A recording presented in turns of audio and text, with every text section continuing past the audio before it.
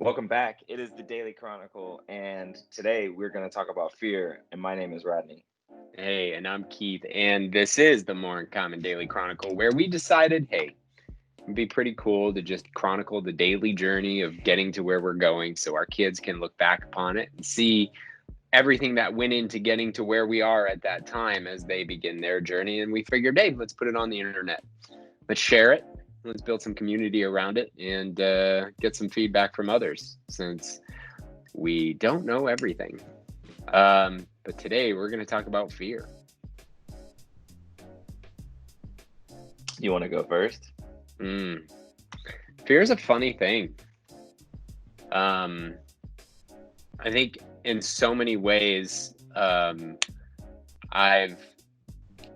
think we all, but battling fear is, in my experience, the only way to move forward. I've certainly succumbed to it and said, nah, I'm good, just because I was afraid of doing something. Mm-hmm. But then there are other, even to the minute, like when we think about when I first started cold calling, oh my God, the terrifying aspect of cold calling. And then, however many years later, it just became a muscle that was built and led me to a stable and successful career for my future and family. Right. So now it's what's next with our business. And that is a fear that can easily be crippling. In some moments, it does. There are moments, especially at night before bed, when I'm at my most exhausted, where I'm like, yeah, I'm gonna call Rodney tomorrow, and I'm just gonna get out of this while I'm here. I'm happy that you went first because I just figured out what I was going to say. It is earlier for you. I was listening to you. I was. That's how I got it. That moment in the video clip thing where Will Smith says your happiness or like what you're looking for is on the other side of your maximum fear. Yes. I think I agree with that. And so what I did recently is I bought a workout mask, like one of the oxygen deprivation. It's not deprivation. It mimics different altitudes by restriction. That's the word. So it restricts your air intake as you're working out. And I have a huge fear of not being able to breathe when I'm working out because of reasons. And so I was like, screw it. I'm just gonna like work out with it all the time and like make it my norm. And it is terrifying and it is fascinating.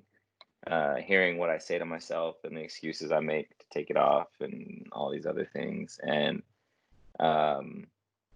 but I would say like the moments where I'm able to like push through it and just like keep going, like you're not actually dying right now. You're just not getting as much air as you want or are used to. Like seeing the fear very, very vividly in front of me, like feeling it viscerally and then getting in my head about it is a very enlightening experience. But yeah, fear, man. It's as a result of it, I would say that like I am on the other side of that, and I don't think I've conquered it, but maybe I have by continuing to do it. But is fear conquerable?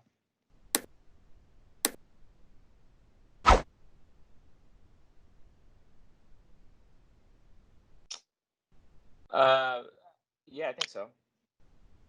I mean, courage doesn't exist without fear. And if you decide to go even though you're afraid, I think that's conquering fear.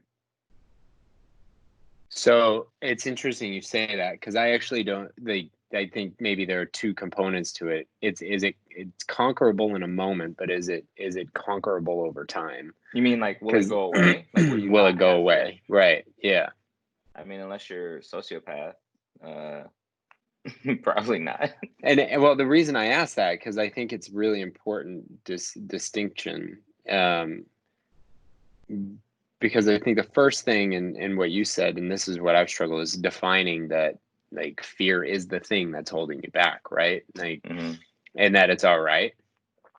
Like just accepting, hey, I'm afraid right now, which is probably the hardest part of it. Very, like for me, I have overdefined other things that have been the reason to hold myself back, when at the end of the day, I'm really just afraid of what's next. I'm afraid of the positive, I'm afraid of the negative, I'm afraid of putting myself out there, whatever the case may be, that's leading to anxiety. And then all of a sudden I'm focused on the anxiety of it, right? Versus the fear of it. Like putting my what can I do videos out there. Like I have a ton of anxiety every time I publish one, but it's really because I'm afraid to publish it, right? I'm afraid to put myself out there. And so the conquering is to say, to understand, okay, if you're afraid, cool, but why would you want to do this? And ultimately deciding, like, if that overpowers your fear, go for it. And the fear doesn't go away. And you hear it from every successful person or most successful people. It's like, yeah, before I go on stage, I get butterflies. Before I step on a field, I get butterflies. And then when I'm in the moment, like that goes away. That's all that fear, the fear of judgment, fear of failure, the fear of criticism, the fear of whatever it might be. And because I think it tempers over time. Like you gain more confidence in the thing that you're doing and the feedback that you get or whatever the case. And so you gain that confidence. So the fear goes slowly down, but it never goes away. And I think for me, if I'm ever not afraid of something, then I'm probably bored and I want to move on to the next thing. I think it's like most emotions and most things, awareness lessens, or it either lessens the feeling or lessens the intensity of the feeling, or it just increases your ability to keep moving, whether or not the fear part changes. And the butterfly thing, I just, physiologically, it's not fear. It's, I mean, I guess it's your fear. It's your fight or flight response, which is fear related in a way, but yeah, good stuff. Yeah, I gotta say, like overcoming the things that give me trepidation or that I'm afraid of or whatever is just been, when I reflect back, those are the coolest moments in my life. Like whether they were big or whether they were small, they're still some of the coolest moments in my life. Yeah, and I think that's the point of what Will was saying. I'm sure other people said it, but like what you're looking for is on the other side of your maximum fear. Like because it's the thing that holds us back, whether or not we acknowledge it.